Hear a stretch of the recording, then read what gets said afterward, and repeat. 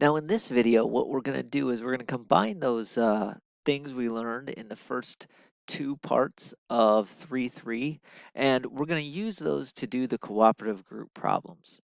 Now, I want you to stop this video if you have not already tried the cooperative group problems on your own. Make sure that you try the cooperative group problems on your own before you look at this video. Again, the purpose of this video is for review and not actually for you to go through it with me. I want you to try it on your own. Now, the other thing I want to mention is that we are going to adjust this slightly when we get down to question 9. When we get down to question 9, I'm going to once again scratch out the word difference and put in the word sum, S-U-M. So we're going to scratch that out and we're going to put in the word sum, whoops, on that. Okay? So go ahead, push pause on this video if you haven't tried the group problems and try those group problems. And once you've done them, come back and check your answers. All right, so hopefully you went ahead and did that. Let's take a look at these problems. First off, 5x minus 3 plus 7x plus 12. We're going to combine like terms. 5x and 7x add to 12x. Negative 3 and positive 12 add to a plus 9. And so our answer is 12x plus 9. All right. We take a look at problem number 2 here.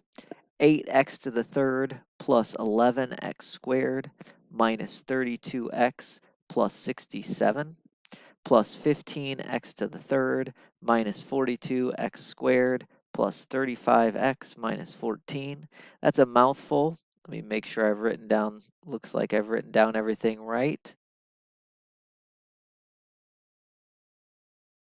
So with the x to the third terms, we're going to do 8 plus 15. That gives us a 23. So we get 23x to the third when we combine those like terms. When we combine 11x squared with a minus 42x squared, well, 11 minus 42 is minus 31. So you get minus 31x squared as your next term. Here we have minus 32 and a plus 35x, excuse me, minus 32x and plus 35x.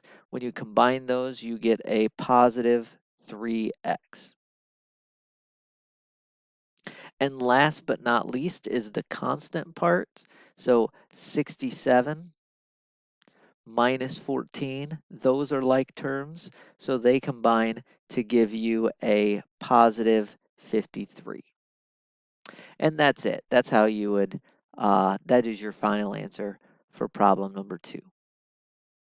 For problem number 3, now we have a minus sign. Like I said, I like to rewrite this while I distribute the sign on the right.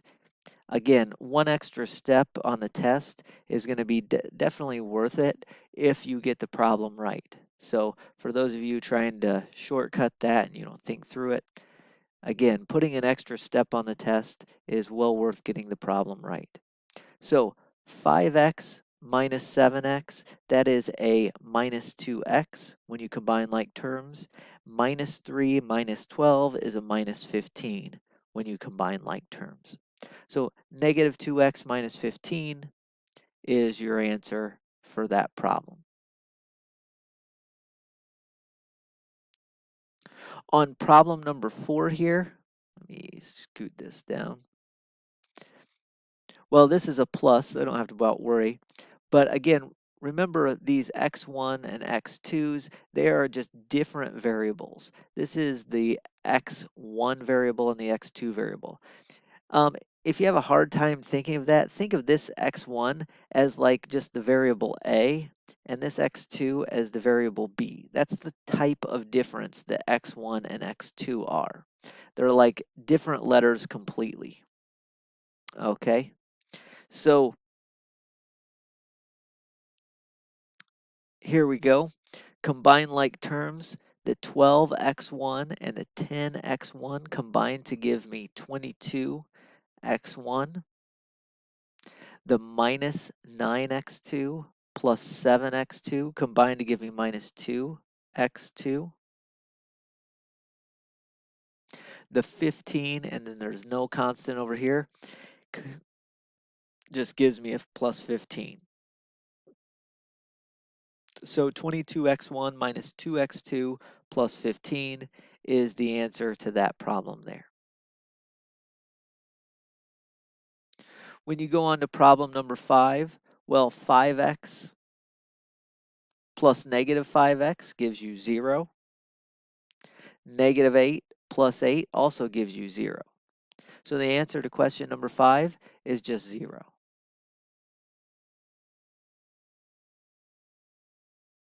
On question number 6, what we get here, 10x squared will combine with a 49x squared to give me 59x squared. There's a 13x here, but there's no term with just an x on the right-hand polynomial. So that plus 13x just stays.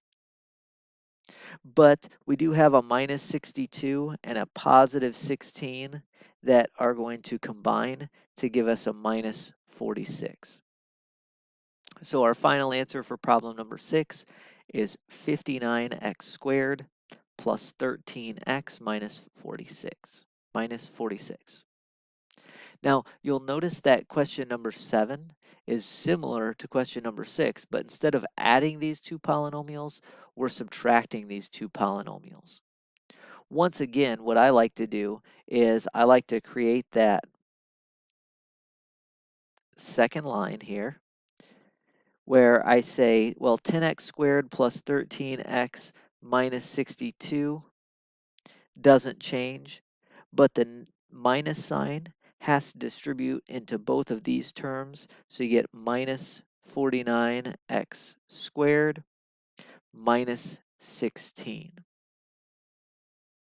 Now, when you combine like terms here, 10x squared minus 49x squared is a minus 39x squared. 13x, well, there's no x over here, so we still are just left with plus 13x. And then minus 62 minus 16 is a minus 78. So final answer for this problem is negative 39x squared plus 13x minus 78. Question number 8 says, give an example of two trinomials which add up to 2x squared minus 9x. Well, the way I always do this, like we saw in the previous, is say I want two trinomials that add up to 2x squared minus 9x.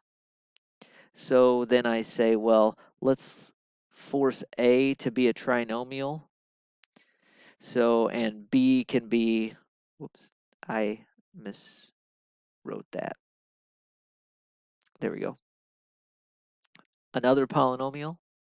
They have to add up to 2x squared minus 9x. So let's just put it in a trinomial for A. Let's put in x squared, that's 1x squared, plus 5x plus 4. I don't know. I just chose that at random. You could have chose any number, or excuse me, any polynomial you would have liked as long as it's a trinomial. Again, 3 distinct terms. If we do that, then what we end up doing, what we're going to end up doing is subtracting x squared from both sides, subtracting 5x from both sides, subtracting 4 from both sides. We did that on the left, now let's do that on the right. Subtract x squared, subtract 5x, subtract 4. You end up solving this equation and getting on the left just b On the right, you get 1x squared minus 14x minus 4. And so what that means is that the trinomials, the two trinomials, again, whose sum is 2x squared minus 9x, one of them is what we put in for A, which was x squared plus 5x plus 4. And the other one is what we would have had to put in for B, which is 1x squared minus 14x minus 4. Again, if you want to use the 1 as a coefficient or if you want to leave off a 1 as a coefficient, either way is fine with me in terms of how you write this. So if you leave off your 1s as coefficients, that's okay. Now again, I just want to emphasize these are not the only two trinomials.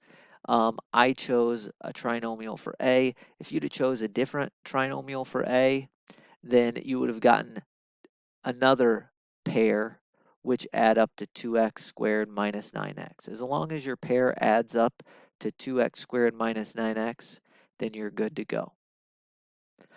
All right, in example 9, remember we crossed out the word difference there.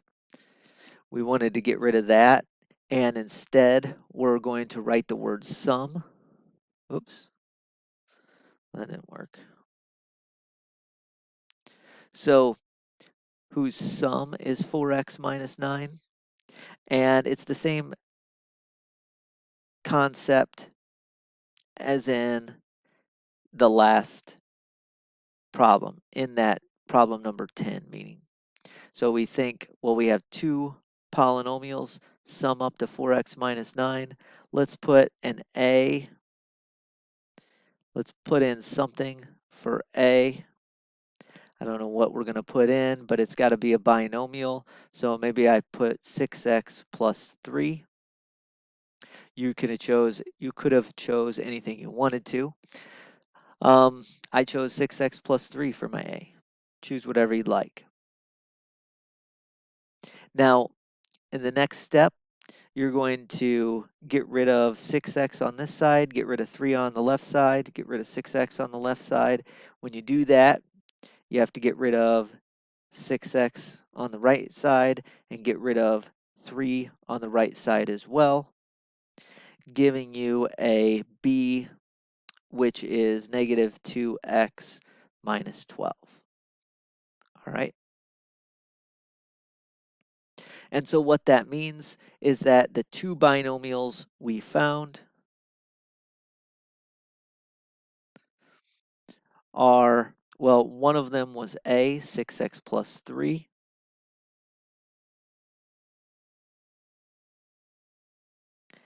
And the other, for me, was negative 2x minus 12. Again, as long as your binomials are adding up to 4x minus 9, then you are fine. I just gave you one example. Obviously, you could have chose lots of other stuff. You could have chose 10x minus 7 if you'd have liked. If you'd have chose 10x minus 7, the same thing would have happened. You'd have subtracted 10x. You would have added 7 to both sides.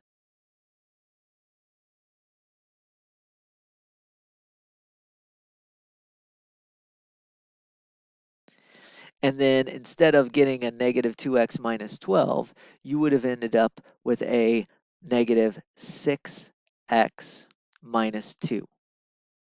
All right. And so you would have written down 10x minus 7 as your first binomial, and your second binomial was minus 6x minus 2. All right. And either way, these two polynomials add up to 4x minus 9. All right. So again, there's lots of different pairs that are going to add up to 4x minus 9. Now in question number 10, let's start question number 10 here. It says there's a polynomial such that 3x1 minus 4 added to that polynomial is equal to 5x1 plus 3. Now, this is basically just the last problems, except we don't have to dream up our polynomial. All we have to do um, is say, I want to get p here. I want to find p, so I want to get this p by itself. The way to do that is to subtract 3x1 and add 4 to both the left-hand side and the right-hand side. When you do that, that will get p by itself on the left-hand side, because this will cancel and this will cancel. The 3x1 will cancel on the left, the minus 4 and the plus 4 will cancel on the left. On the right-hand side, you're going to get 2x1 when you combine like terms, plus 7. So p has to be 2x1 plus 7. And that's the answer to question number 10. Question number 11 is the same, or I should say same concept. We have a polynomial 2x squared plus 12x minus 24, that when you add it to p, you end up with negative 3x to the fifth plus 9x plus 2, and we want to find p. So what we have to do is get rid of the 2x squared, get rid of the 12x, and get rid of the minus 24 on the left-hand side. So we're going to get rid of the 2x squared by subtracting 2x squared. We're going to get rid of the 12x by subtracting 12x. We're going to get rid of the minus 24 by adding 24. If I do it on the left-hand side, I have to do that on the right-hand side as well. So I have to subtract 2x squared on the right-hand side, subtract 12x on the right-hand side, and add 24 on the right-hand side. This is one of those ones where you have to be really careful. On the left, everything cancels out except for we're left with the capital P. On the right-hand side, I have to be really careful to not combine the negative 3x to the fifth and the minus 2x squared. Those are not like terms, so I can't combine those. I just have to say minus 3x to the fifth minus 2x squared. And then I can combine 9x with a minus 12x to give me minus 3x. And I can combine 2 with 24 to give me a 26. So the polynomial that we were looking for in problem number 11 is negative 3x to the fifth minus 2x squared minus 3x plus 26. Now the last problem says find a polynomial p such that 4x squared minus 6x plus 10 plus p equals 17. So I need to get p by itself. What that means is that I'm going to have to get rid of a 4x squared on the left-hand side. Oh, why is that 12s instead of weird? Then I would add 6x on the left-hand side. Then I would subtract 10 on the left-hand side. That's going to get rid of everything except for the p on the left-hand side. Now, if I did that on the left-hand side, I have to do it on the right-hand side as well. So subtract 4x squared, add 6x, and subtract 10 on the right-hand side. Now, when you end up doing that,